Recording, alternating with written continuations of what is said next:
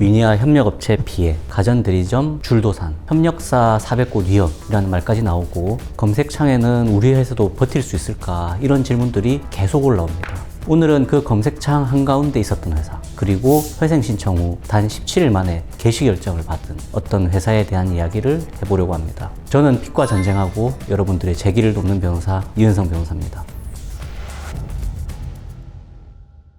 이 회사는 1996년경 설립된 가전 유통 소매 회사입니다. 잠실, 가락, 신림, 연신내 이런 곳들의 매장을 운영하면서 한때는 연매출이 100억을 넘기도 했던 회사입니다. 겉으로 보기에는 사실상 이제 동네 가전 매장 같지만 실제로는 수십억 단위의 현금 흐름을 매년 관리하던 기업이었죠. 그런데 2023년에 위니아가 흔들리기 시작합니다. 어음부도, 회생 신청, 자본 잠식. 뉴스 보도는 거의 매일 나왔고 이 회사는 사실상 주력 제품 공급이 끊긴 상태가 되어버렸습니다. 그런데 가게는 여전히 운영해야 됩니다. 임대료, 인건비, 이자, 관리비 이건 회사 사정을 봐주지 않죠. 셔터는 열어놨는데 안에는 팔 물건이 점점 없어지는 느낌이었습니다. 이 회사 같은 경우에는 자산은 31억에서 12억으로 줄었고 부채는 아예 자산을 넘어서 버리기까지 했습니다.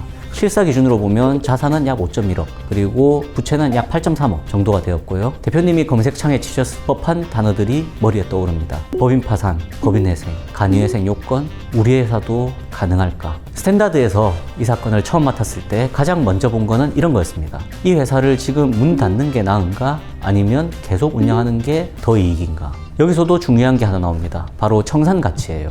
쉽게 말하면 지금 회사를 문 닫고 전부 팔아버리면 채권자들이 받을 돈이 얼마인가입니다. 청산 가치는 매장의 재고, 또 운행 중인 차량, 비품, 또 그리고 보증금 이들을 실제로 강제 매각하면 받을 법한 금액으로 평가합니다. 이건 사실 회계장부상 숫자가 아니라 팔면 진짜 얼마 받는지가 기준이에요. 그래서 회계상 자산과 회생법원이 보는 청산 가치는 조금 다릅니다. 반대로 계속기업 가치는 이 회사가 앞으로 버는 돈을 지금 시점의 가치로 다시 계산한 금액입니다. 즉 이 회사는 이 계산에서 이렇게 나왔어요. 청산 가치는 약 3억 5천 그리고 계속기업 가치는 약 3억 9천. 즉 지금 폐업하면 채권자들이 받을 돈이 더 적다. 이게 숫자로 나온 결론이었습니다. 이게 사실 아주 중요한 지점입니다. 청산 가치와 계속 가치가 이렇게 나오면 다음 단계가 바로 회생 계획안 설계입니다. 여기서 스탠다드가 가장 중요하게 본 건 첫 번째로는 회사가 실제로 감당할 수 있는가, 즉 회사의 현금 흐름을 봤었을 때 무리 없이 갚아 나갈 수 있는 설계인지, 그리고 두 번째 채권자 입장에서 청산, 즉 파산하는 것보다 나은가, 문을 닫는 것보다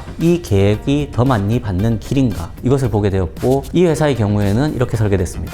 채무, 원금, 이자 중 58%는 출자 전환, 즉 주식으로 바꿔서 또 회사의 부담을 감소시키고 나머지 42%는 10년에 걸쳐서 분할 변제, 즉 회사가 버틸 수 있는, 납부할 수 있는 수준, 이 부분이 중요했고, 그리고 개시 후 이자는 전액 면제, 즉 회생 기간 동안 회사가 다시 일어설 수 있는데 집중을 할 수 있도록 회사의 부채를 소멸시키는, 이렇게 전체적인 구조를 잡고 회생 신청서를 제출하였습니다. 이 사건의 가장 놀라운 부분은 속도입니다. 저희 스탠다드가 간이회생 신청서를 제출을 하고, 다만 이 신청서가 굉장히 약식이거나 이런 게 아니고 필요한 자료를 최대한 꼼꼼하게 한 번에 모두 제출을 했습니다. 그랬더니 제출하자마자 2일에서 3일 내에 포괄적 금지 명령과 보전 처분, 즉 회사에 대한 강제 집행이나 채권자들의 강제 집행 이런 모든 행위가 동결이 됐고요. 그리고 신청한 지 딱 17일 만에 개시 결정을 받았습니다. 보통 법인회생 개시 결정까지는 한 달에서 두 달 정도 걸린다는 점을 고려하면 정말 빠르게 진행된 사건입니다. 개시 결정문에는 이렇게 적혀 있습니다.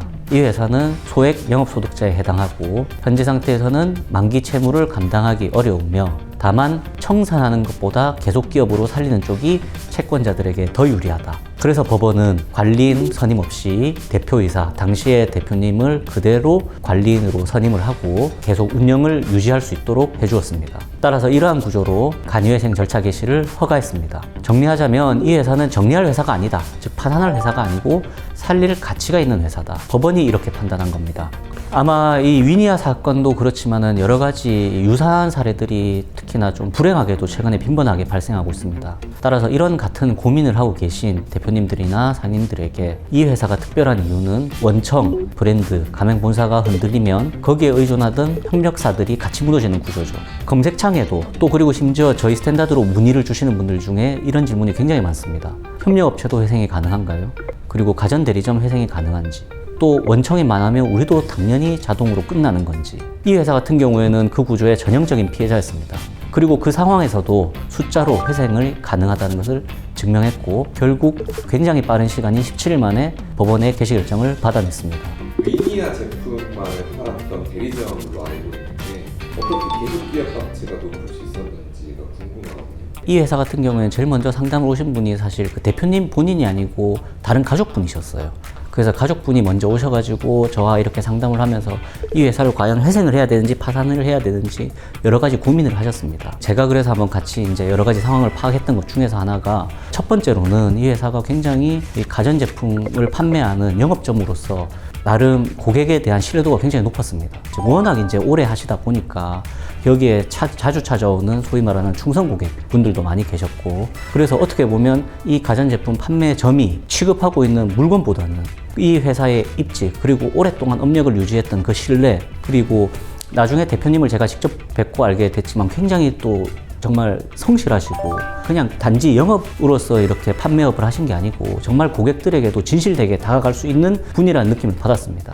그래서 그 대표님의 그런 영업 역량 이런 것들 때문에 이 위니아 제품을 더 이상 납품을 받지 않더라도 판매 제품의 전환이 굉장히 자연스럽게 이루어질 수 있는 걸로 판단했습니다. 그래서 그런 부분들을 가지고 이제 나중에 실제로 운영을 하시는 대표님께서 오셔가지고 또 한 번 더 저랑 같이 미팅을 했었는데 그 과정에서도 저는 그 대표님의 그런 의지, 이 회사를 다시 살리겠다는 의지 이런 것들을 재확인할 수 있었고 그렇다면 이 회사를 한번 살리기 위해서 같이 한번 노력을 해보자 이런 방식으로 저희가 신청을 진행하게 되었습니다. 성실한 대표님 그리고 충성 고객이 좀 많았다. 이런 게 또 어떻게 법원에 소명될 수 있었을지.